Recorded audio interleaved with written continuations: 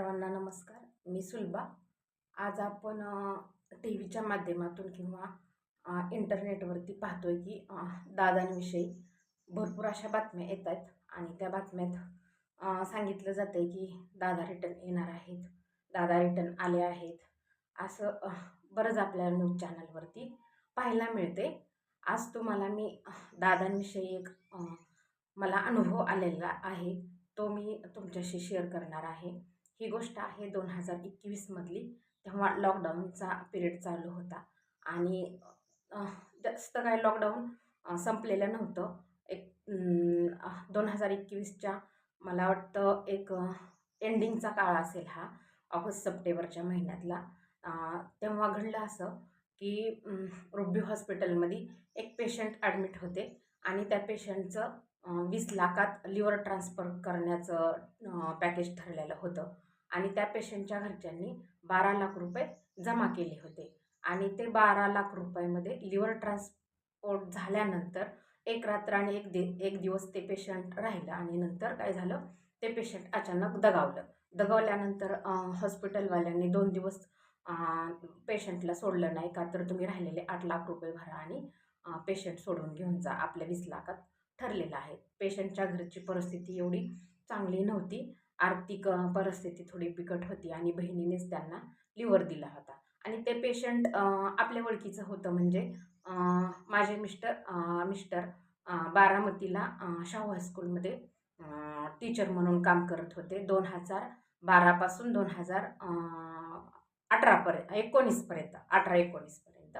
2020ला कोरोनाच्या वेळेस परत बदली झाली इंदापूरला आणि नंतर आम्ही राहायला पण बारामतीतच होतो. 2015 पासून मी 2020पर्यंत म्हणजे लॉकडाऊन होईपर्यंत बारामतीत राहत होते. तर तिथल्या एका मॅडम होत्या, त्यांचं नाव गाडेकर मॅडम. त्या RN अग्रवाल रयतचं शाळा आहे बारामतीत, तिथं टीचर म्हणून काम करतात. तर त्यांच्या जावयाचा चुलत भाऊ होता तो आणि ते असे टीचरकडनं फोन करून त्यांनी त्यांच्या सासूबाईंना फोन केला की तुमच्या ज्या कोण मैत्रिणी असतील, स्टाफ मेंबर असेल, ते जर कोण 2-3 हजार रुपये मदत करत असतील तर हे 8 लाख रुपये जमा करून भरायचे आहेत. आणि तो एकटाच मुलगा होता आणि त्याचे काय अंत्यविधी आहेत घरी घेऊन जाऊन करायच्यात. मग तुमच्याकडनं काय जमा होत असतील तर पैसे जमा करा. मग त्या टीचरने 50,000 रुपये जमा केले. सरांना फोन आला की सर, तुमच्याकडे काय पैसे असतील 2,000-3,000 रुपये तर तुम्ही मला फोनपे करा आणि असा असा प्रॉब्लेम झाला आहे, आमच्या जावयाचे चुलत भाऊ रुबीला ॲडमिट आहेत आणि ते काय 8 लाख रुपये भरल्याशिवाय सोडत नाही आहेत. मग त्याचं झालं असं की सर बोलले की मी काय करतो, डायरेक्ट सोडायला सांगतो, तुम्ही थोडंसं थांबा. ते मग मॅडम बोलल्या चालते, जर सोडलं तर चांगलीच गोष्ट आहे. मग सरांनी काय केलं, पहिला सुनित्रा वहिनींना फोन केल्यानंतर वहिनींनी फोन रिसीव केला आणि बोलले वहिनींची आणि सरांची चांगली ओळख आहे बारामतीत, सरांनी मॅरेथॉनचे काम केलेले आहेत वहिनींबरोबर. परत विज्ञान प्रदर्शनला काम केलेलं आहे वहिनीबरोबर. बरेच असे वहिनींबरोबर इको फ्रेंडली गणपतीच्या वेळेस, गणपतीच्या पिरियडमध्ये मुलांना शाडू मातीचा गणपती शिकवणे, असे काम सरांनी वहिनीच्या थ्रू केलेले आहेत. त्याच्यामुळे वहिनीची सरांची ओळख होती. मग वहिनींना फोन केल्यानंतर वहिनी बोलल्या काय प्रॉब्लेम आहे, सांगितलं रुबी हॉस्पिटलमध्ये असा असा पेशंट ॲडमिट आहे आणि त्या पेशंट 2 दिवस झालं गेलेला आहे, पण ते पैसे भरल्याशिवाय सोडत नाही. मग वहिनी म्हटल्या मी दादांना फोन करते आणि विचारते. मग त्यांनी दादांना फोन केला. दादांचा दौरा तेव्हा पुण्यातच होता. दादांनी फोन केला की दादा बोलले की त्यांची फाईल पाठवा, पेशंटचे नाव आणि त्यांना कोण ट्रीट करते डॉक्टर, ते डॉक्टरांचे नाव पाठवा. मग सरांना फोन वहिनीचा आला की सरांनी त्यांच्या ओळखीच्या त्या मॅडम होत्या, गाडेकर मॅडम. मग त्यांना फोन केला. त्यांनी त्यांच्या जावयाचा नंबर दिल्यानंतर डायरेक्ट सरांनी त्यांना फोन केला आणि त्यांनी फाईलचा फोटो, ते डॉक्टरांचे नाव वगैरे पूर्ण पाठवलं. मग सरांनी वहिनींना पाठवलं. वहिनींनी पाठवल्यावर त्यांनी दादांना पाठवलं की दादांनी लगेच हॉस्पिटलमध्ये फोन केला की असं असं पेशंट आहे आणि त्या पेशंटला तुम्ही पैसे न घेता, ते पेशंट गेलेलं आहे, आता तुम्ही 12 लाख रुपये घेतलेत, जे घेतलेत ते तेवढेच पैसे, आता पुढचे पैसे घेऊ नका, पेशंटला सोडा.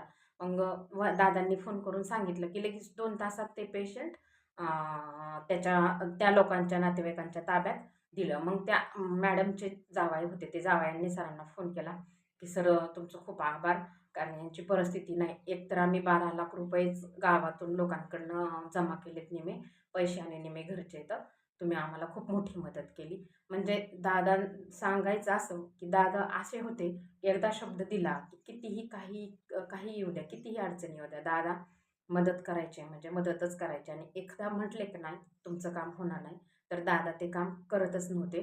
कारण जर होत नसेल तर नाहीच म्हणायचे, होत असेल तर होईलच म्हणून सांगायचे. आणि सरांची आणि दादांची पण ओळख होती. सर पण दादांना असे भेटायचे अधूनमधून कार्यक्रमात वगैरे, पर्सनली पण जाऊन भेटायचे. पण दादांनी त्यांची ना आमच्या घरच्या म्हणजे त्या पेशंटच्या घरच्यांची ओळख नव्हती दादांची. त्यांची ते पेशंट होतं खेडचाकणच्या साईडचं. तरी पण दादांनी एका फोनवरती मदत होत होती आणि गरिबाचं पेशंट होतं म्हणून एका फोनवरती लगेच दादांनी त्यांना मदत केली. असं दादांचा स्वभाव खूप असा दिलदार मनाचा स्वभाव होता त्यांचा. एकदा काम करतो म्हटले की काही परिस्थिती होऊ द्या, ते काम करायचे आणि एकदा नाही म्हटले की ते काम करतच नव्हते. ही माझ्या आयुष्यात आलेला अनुभव होता दादांविषयी. म्हटलं की जसा काळ निघून जातो, दिवस निघून जातात, तसा आपला अनुभव थोडासा पुसटसा होतो. त्याच्यामुळं म्हटलं चला तुमच्याबरोबर शेअर करूया. आणि मी तुळजाभवानीच्या चरणी एकच प्रार्थना करेल की या दादाच्या दुःखातून त्यांच्या घरातल्या पवार फॅमिलीला सावरायचं आई भवानी तू ताकद दे आणि दादांच्या आत्म्याला शांती लाभू दे. त्या माणसाने खूप खूप काय महाराष्ट्रासाठी केलेलं आहे आणि विशेष करून पश्चिम महाराष्ट्रासाठी तर भरपूरच काही दिलेलं आहे. आज तो आपल्यातला एक चांगला नेता हरवलेला आहे. त्याचं तर दुःख सर्वांनाच